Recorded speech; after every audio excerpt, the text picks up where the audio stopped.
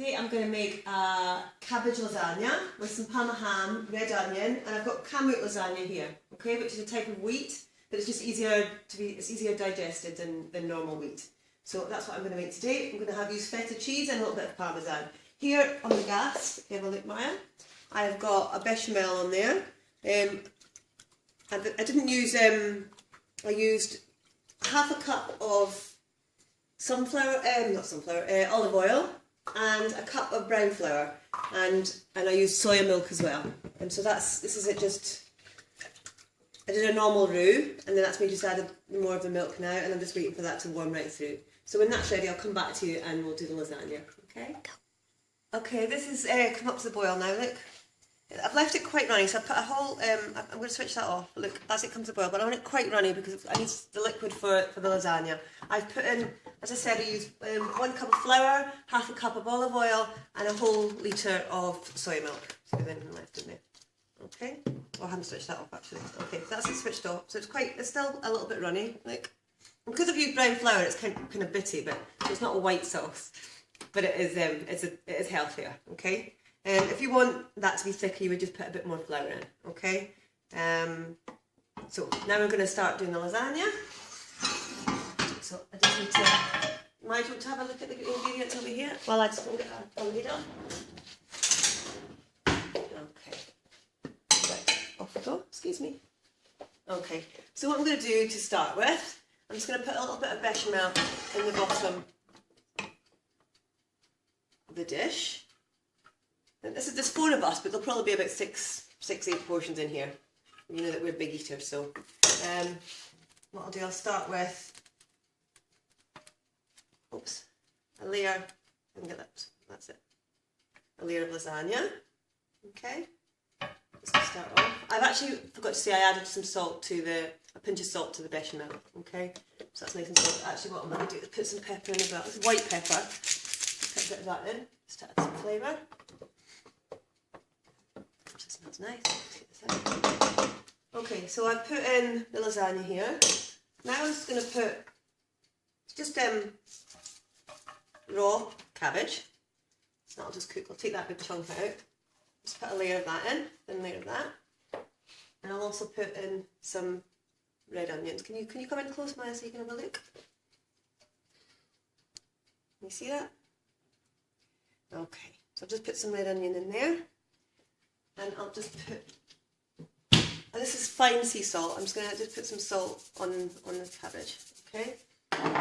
And a layer of olive oil. So I'm just going to continue to layer this way. And I'm going to put some feta in here as well. I mean, you can put mozzarella in as well, but try to keep away from dairy. So that's, the goat's cheese is okay because it's much more easily digested than normal cheese. I do use parmesan, it's used with skim milk, and it is much more easy to digest, so that's why we tend to use more goat's cheese. But if you do want to use mozzarella, you can do. I sometimes put one in, but I'm not going to today. Okay, so that's what I've done. Just crumbled in some goat's milk, some goat's cheese, some feta. And I'm just going to then put in, you can put in if you want. If you're vegetarian, you don't have to, but I like a little bit of Parma ham. Always Parma ham or San Daniele, because all it's in there is pork and salt. There's no nitrates, which the nitrates are not good for you. So that's me. I've done that. So I'm just going to put another layer, and we'll just continue to layer that way. Another layer of lasagna. Same thing again. And I'll put some more bechamel on now. So it's a white lasagna. I've got different types of lasagna, but this nice. Make it quite fairly watery so it's got to absorb all the pasta. And so we just do that again. So that's that in. Another layer of cabbage. So there's plenty of vegetables in here. You know, maybe it sounds not so nice, but I'm having cabbage lasagna, but it actually is really, really nice. You just got to try it, especially with the onions and Parma ham added to that. It's really tasty. I'll put that in. I know it's a bit boring watching me. If you want, you can just, I'll just, Maya, if you want to pause, and then we'll come back when I'm finished. Okay, so I've done a couple of layers here. I'm now just finishing off. This is my last layer. That's like last layer of cabbage. Parma ham. I put a little bit of red onion in there. just whatever's left. I'm not too fussed if it's not exactly right each one. That's the last bit. I'll also add some Parmesan cheese to that. And I'm just going to do one final layer of lasagna on the top, like that. And finish that off. I'm going to put the rest of the bechamel on. Oh, sorry, I forgot to put the oil on the top. I'll just take that off. So I'll just put another, make sure you always get plenty of olive oil in between. This is extra virgin olive oil. Make sure it's always cold pressed. A little bit of salt, just to salt up the cabbage. You don't need too much because of the Parma ham and the goat's cheese, but you do need a little bit. I don't think I even put goat's cheese on here, so I'm not doing very well. But anyway, here we go. It's not that it really matters, as long as the flavours are in there. They're in there somewhere. Okay. I did put Parmesan in it, didn't I? Okay, now I'll put those layers back on the top. Like that. This is fresh lasagna. Well, not fresh, it's packet lasagna, but it's not dried. So, and I'll just put the last of that bechamel over the top. There we go.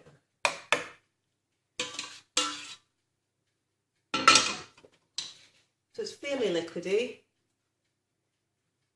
Can you see that? You want to come in close, mine? You want to look? That's fairly liquidy.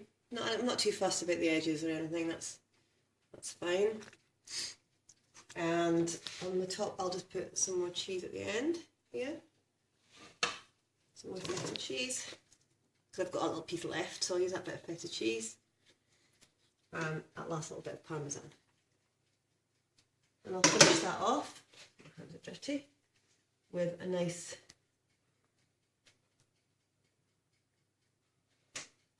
bit of olive oil. Okay, so what I'm going to do now, I'm going to cover that in tin foil, and I'm going to put it in the oven for about 30 minutes at about 180. Okay, so I'll come back to you when it's done.